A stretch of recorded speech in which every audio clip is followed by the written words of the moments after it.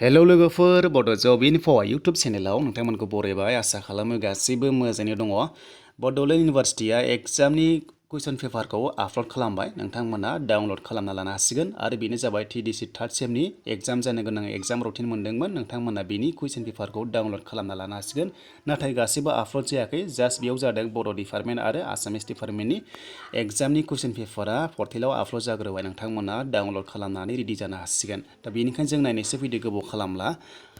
दा जों अफिसियेल वेबसाइटआव फैबाय लोगोफोर, बेयाव फैनाय लोगो लोगो जोङो नै नुनो मोनदों 20 जुलाइनि आपडेट। दा जोङो डिपार्टमेन्ट अफ बड'आव थुनाय लोगो लोगो बेनि नटिसआ एबा कुइसन पेपारा जोङो मोनगोन आरो जोङो डाउनल'ड खालामना लानो हागोन। बेनिफ्राय लोगोफोर PDF फाइलखौ नोंथांमोना भिडिअनि डिसक्रिपसननिफ्राय डाउनल'ड खालामना लाबानो जाबाय। दा नै लोगोफोर नोंथांमोना बेयाव नुनो मोनदों थार्ड सेमनि एग्जाम बियो।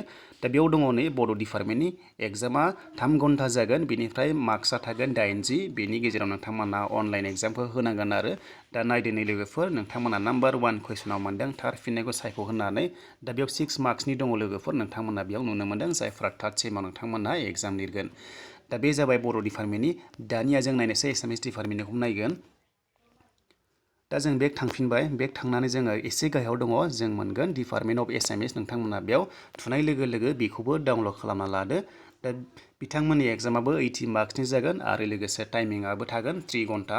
नोंथांमोना 3 घन्टा एग्जाम लिरनांगोन लोगोफोर। बेनो जाबाय एसामिस डिपार्टमेन्टनि। जास्ट नोंथांमोना नुनो मोनदों एसामिस आरो बड' डिपार्टमेन्टनि थार्ड सेमनि कुइसन पेपारा आपल'ड जाग्रोबाय नोंथांमोना अनलाइन एग्जामनि थाखाय।